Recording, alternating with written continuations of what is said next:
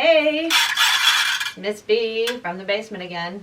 I think it's Friday, so woo, Friday. Although I'm not really sure. But I'm going to talk to you today about things in Act 1, Scene 3. So we're going to talk about monologue and extended metaphor. Okay? So first of all, if you don't know, a monologue is a long, drawn out speech in front of other people. So someone's having a conversation and then someone breaks into a really long speech. That's called a monologue. Okay? And then extended metaphor is just like a regular metaphor, a comparison between two unlike things, but then it drags out like over a whole paragraph, or in this case through a bunch of lines. So extended metaphor. Okay? So in Act 1, Scene 3, Juliet's mom calls her up to her room and asks her to check out Paris at the party that they're having that night, because she wants to know if Juliet would be interested in marrying Paris. So, and he's a good catch because he's from the royal family and all that. So she breaks into this extended metaphor, and I'm going to read it to you, and she asks Juliet to check out Paris like she's reading him like a book. Okay, so as I read it, listen for any extended metaphors from the idea that she's checking out Paris like she's reading a book. Read over the volume of young Paris's face, and find a light written there with beauty's pen. Examine every married lineament, and see how one another lends content, and what obscured in this fair volume lies, find written in the margin of his eyes. This precious book of love, this unbound lover, to beautify him only lacks a cover. The fish lives in the sea, and 'tis much pride, for fair without the fair within to hide.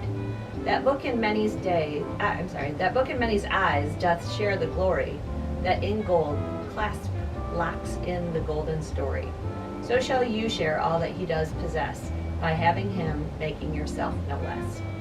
Okay, so any references to reading a book, like cover and lines and pen, things like that, show that metaphor of, hey Juliet, read over, or check out Paris like you're reading over a book, extends throughout that whole section. Okay, so that's extended metaphor. So a comparison between two unlike things that continues throughout a bunch of lines. Okay, it's sort of like epic simile that we talked about when we did the Odyssey. All right, so while they're discussing the possibility of marriage, the nurse interrupts them. Here's the nurse. She gives a long, tiresome speech, which is again called a monologue, basically about how Juliet, she's known her for a long time, and she remembers all these things about when she was a little kid. But her monologue goes on for like more than 30 lines. And so finally, Lady Capula's like, nurse, be quiet. And then Juliet jumps in and is like, yeah, nurse, be quiet. You're starting to embarrass me. Okay? So the monologue's a really good technique for the nurse to use because it adds to her character. She's sort of ill-mannered and clueless, and her long speech is inappropriate at the serious moment when Juliet's mom's trying to talk to her about marriage.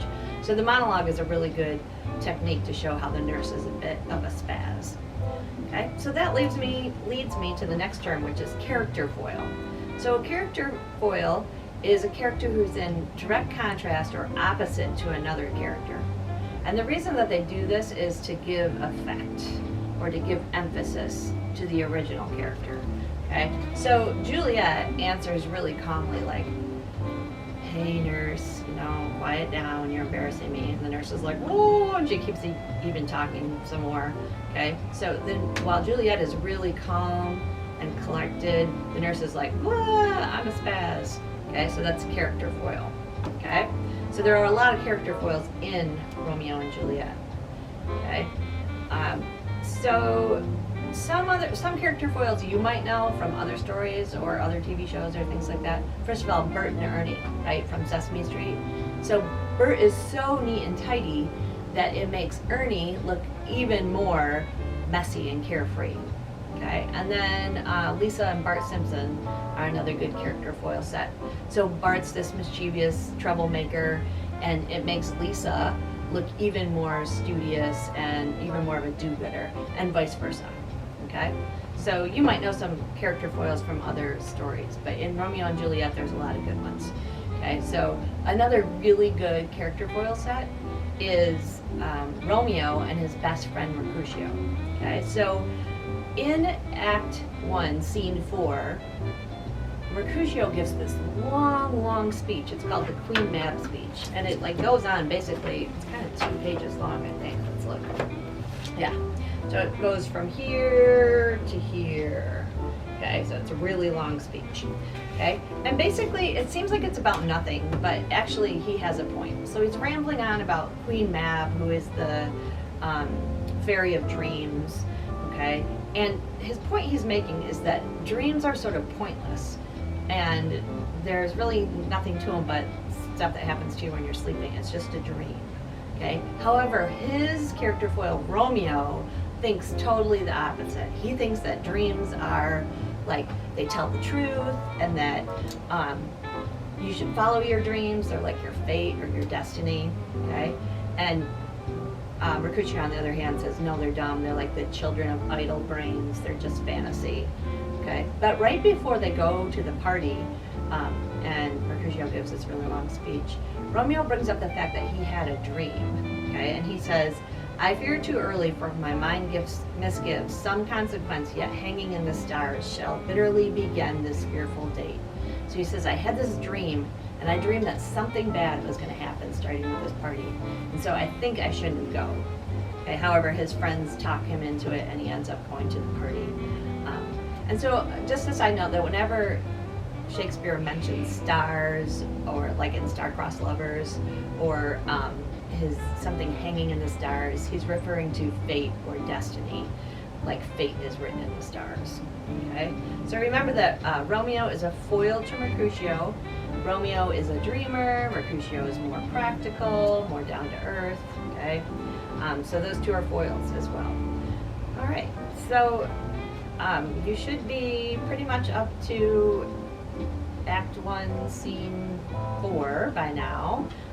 Please finish Act 1, Scene 5 and turn in the homework for that by this Friday. I'm sorry, by next Friday, Friday, May 8th. Thanks for watching. Talk to you soon. Bye.